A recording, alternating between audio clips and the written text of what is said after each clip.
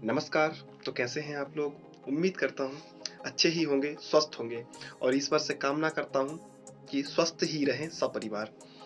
और विकट परिस्थिति है, समय विपरीत है और उस समय को हमको अपने अनुकूल बनाना है और हमारी जो आने वाली परीक्षाएँ हैं, चाहे वो प्रवेश परीक्षाएँ हों, चाहे कोई भी कॉम्पिटिशन एग्ज़ाम हो, उनकी तैयारी अच्छे से करना है। और इसी बीच में हमारे केंद्रीय संस्कृत विश्वविद्यालय, इसका हेडक्वार्टर दिल्ली में है, उसने शिक्षा शास्त्री बीएड प्रवेश परीक्षा का कुछ दिन पहले ही नोटिफिकेशन जारी किया है। तो उसकी तैयारी किस प्रकार करें? मेरे कई दोस्तों के मेरे पास फ़ोन आए, वो यही पूछ रहे थे कि समय कम है और हम कैसे तैयारी करें, इतनी तैयारी करनी है, किस प्रकार पढ़ें, कोई भी चीज़ को पढ़ना है तो। तो आइए उसको देखते हैं हम कैसे पढ़ें। यहाँ पर बात की गई है रोट लर्निंग की, मीनिंगफुल लर्निंग की और परसेप्टिव लर्निंग की। तो ये 3 प्रकार से आपको पढ़ाई करनी है। पहली यहाँ पर रोट लर्निंग दी गई है, दूसरी मीनिंगफुल लर्निंग दी गई है। तो रोट लर्निंग का यहाँ पर मतलब है रटकर सीखना, कोई भी चीज़ है उसको रटकर सीखना। देखिए अधिगम कई प्रकार से होता है, तो रटकर सीखना भी एक अधिगम का प्रकार है। माना कि इसकी आलोचना की जाती है, लेकिन ये भी एक अधिगम का प्रकार है, ये भी एक सीखने का प्रकार है, तो हम इसका भी प्रयोग करते हैं। और मीनिंगफुल लर्निंग यानी कि अर्थपूर्ण अधिगम करना है, यानी कि समझकर सीखना है यहाँ पर हमको। और परसेप्टिव लर्निंग में ये दोनों आ जाते हैं, यानी कि आपको उसमें रटना भी पड़ता है और समझना भी पड़ता है। तो हमारे इसमें परसेप्टिव लर्निंग ही ज़्यादा महत्वपूर्ण होती है। देखते हैं आगे रोट लर्निंग के बारे में। तो इसमें मैंने जनरल नॉलेज जो कि जीके सामान्य ज्ञान को दे रखा है। ये पूर्णतः रोट लर्निंग पर आधारित है। यहाँ पर समझने का काम बहुत कम होता है, क्योंकि कोई भी चीज़ यहाँ पर ऐसी नहीं पूछी जाती है इसको आप समझें। यहाँ पर मान लीजिए आपसे एक प्रश्न पूछा जाए कि मध्य प्रदेश की राजधानी क्या है, तो आप तुरंत उत्तर देंगे भोपाल। तो आपने भोपाल को समझा नहीं होगा, ना ही उसमें आपने मध्य प्रदेश को समझा होगा। आपने याद किया होगा कि मध्य प्रदेश की राजधानी भोपाल है। और क्या करना है, इनके छोटे छोटे नोट्स बनाने हैं, ठीक है, क्योंकि जिससे आपको जल्दी से याद भी हो और आप रिवीजन करने जब बैठे ना तो आपको पुस्तकों में ना जाना पड़े, क्योंकि पुस्तकों में जाने से फिर उनको ढूंढना, फिर दोबारा पूरा पढ़ना बहुत ज़्यादा दिक्कत होती है। इसलिए नोट्स बनाते चलें जिसमें आपको अभ्यास में दिक्कत ना हो आगे चल के। आगे देखते हैं इसी को। तो रोट लर्निंग पर ही आधारित है हमारा वैदिक वाङ्मय।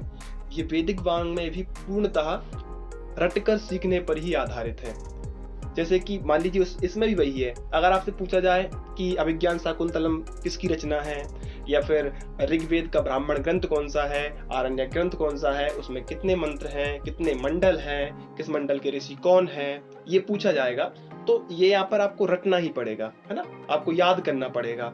और ऐसे ही महाभारत के बारे में पूछ सकते हैं, पुराणों के बारे में पूछ सकते हैं, या फिर और भी जो उसमें विषय वस्तु दे रखी है उसके विषय में आपसे पूछ सकते हैं। तो आपको यहाँ पर देखिए नोट्स आपको बनाना पड़ेगा अभ्यास के लिए।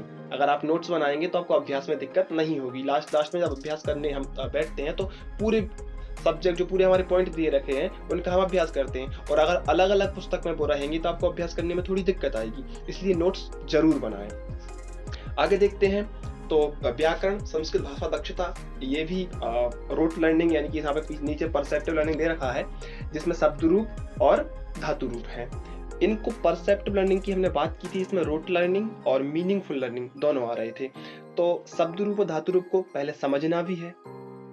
कैसे समझेंगे? मान लीजिए आप राम शब्द याद करते हैं, और राम शब्द याद करने के बाद मैं आपसे पूछता हूँ चलिए मोहन शब्द सुनाइए, तो आप बोलेंगे नहीं हमने तो मोहन शब्द याद ही नहीं किए हैं। तो ऐसा नहीं करना है, इसको समझना है कि अगर राम शब्द याद कर रहे हैं तो अकारांत पुल्लिंग जितने भी हैं वो रामवत ही चलेंगे, ऐसे ही आकारांत स्त्रीलिंग चलेंगे, या कोई भी अकारांत हो, दकारांत हो, शकारांत हो, इकारांत हो, वो सब इस प्रकार से ही चलेंगे और इनका बार बार अभ्यास करना है। इसके बाद धातु रूप है।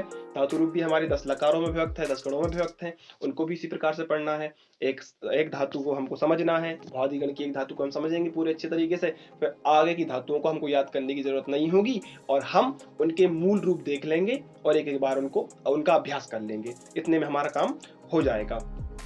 आगे बढ़ते हैं तो देखेंगे मीनिंगफुल लर्निंग। मीनिंगफुल लर्निंग में यहाँ पे व्याकरण दे रखा है आपका, जो कि संस्कृत भाषा दक्षता पहला ही पॉइंट है। उसमें यहाँ पर पहले नंबर पर संधि दे रखी है। संधि को आपको समझना पड़ेगा, यहाँ पर रटने से काम नहीं चल पाएगा, क्योंकि अगर आप मान लीजिए रट के चले जाते हैं, कोई उदाहरण आपने उदाहरण रट लिए हैं गुण संधि के, और जो सामने पेपर वाला बना रहा है जो उसके माइंड में वो शब्द आए ही नहीं, उसने कुछ और पूछ दिया तो आपके लिए दिक्कत हो जाएगी। इसलिए आप संधि को अच्छे से समझ लें, है ना। इसी प्रकार समाज लिखा गया है यहाँ पर, समास कर लेते हैं इसको। समास को भी आपको समझना पड़ेगा, है ना, और उदाहरण देखने पड़ेंगे। अगर आप गुण संधि समझते हैं तो उसके बाद उदाहरण देखना बहुत ज्यादा जरूरी है। ऐसे ही आपको कारक देखना है, कारक के बाद आपको प्रत्यय भी इसी प्रकार देखना पड़ेंगे, ठीक है। ये आपको समझने पड़ेंगे। कारक आप वैयाकरण सिद्धांत कौमुदी से समझें, क्योंकि लघु सिद्धांत में बहुत ही कम दे रखे हैं, दे ही नहीं रखे हैं ये बोलेंगे उनको तो, क्योंकि वो समझ नहीं पाएंगे आप उससे अच्छे से। और इसमें जो पूछते हैं वो लगभग आपकी वैयाकरण सिद्धांत कौमुदी से ही पूछेंगे, या आपके पास जो भी पुस्तक अच्छी उपलब्ध हो आप उससे पढ़ सकते हैं। वाच्य परिवर्तन बहुत ज्यादा इनकी महत्वपूर्ण भूमिका रहती है, क्योंकि ये आपके वस्तुनिष्ठ प्रश्नों में भी पूछे जाएंगे और आपकी लिखित परीक्षा में भी पूछे जाएंगे। तो आपको वाच्य परिवर्तन अच्छे से कर लेना है। भाववाच्य, कर्तृवाच्य, कर्मवाच्य ये है, इनको आपको अच्छे से समझ ले लेना है।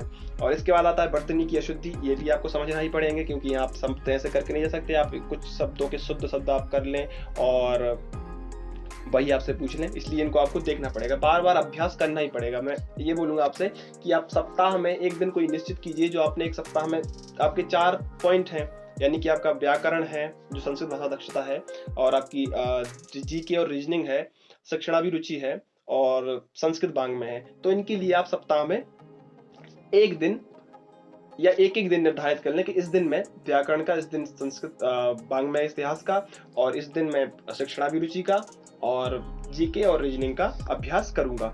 आगे बढ़ते हैं तो रीजनिंग की बात रहेगी। मानसिक योग्यता, जो कि पूर्णतः मीनिंगफुल लर्निंग पर ही आश्रित है। देखिए इसमें बहुत ज्यादा समय लग जाता है, तो इसको समझना बहुत ज़्यादा जरूरी हो जाएगा, क्योंकि इसी की वजह से कई बच्चे ऐसा बोलते आते हैं बाहर, जब पेपर देके आते हैं वो, कि मेरे 10 क्वेश्चन छूट गए हैं, मेरे 20 क्वेश्चन छूट गए हैं।